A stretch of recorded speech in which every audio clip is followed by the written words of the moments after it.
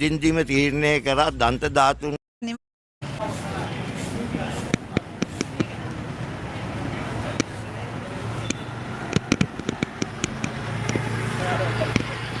අපි ආවේ හොරණ ඉඳලා. කලින් ආවේ අපිට තව ගෙදර වැඩකට තියෙනවානේ. ඒක නිසා කලින් වැඩ පුදා ගන්න තමයි ආවේ.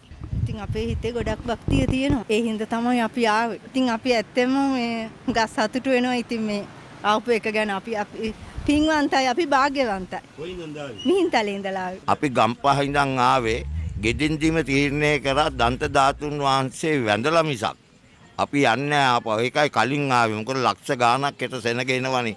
අපිට කොහොම හරි වැඳ පුදා ගන්න අවස්ථාව ලබා දුන්න එකට ලොකු පිනක් සිද්ධ වෙනවා. ඉතින් ඒ පිනේ අයිතිකාරයෝ වශයෙන් අපි මේ ඇවිල්ලා දන්ත ධාතුන් වහන්සේ වැඳගෙන යන්න තමයි ආවේ. ඔගොල්ලෝ කොයින්ද? අපි පිළියන්දල. පිළියන්ද? ඉතින් ඔයා මම මොනරාගල ඉඳලා. මොනරාගල? ඔව්. මමත් මොනරාගල. අපි පවුලේ අපි ආවේ ගාල්ලේ ඇල්පිටි ඉඳලා. අපි ධාතුන් වහන්සේ අපිට පෙන්නනවා කියපු දවස් ඉඳලම මේ අපි ප්ලෑන් කරා එන්න ඕන කියලා.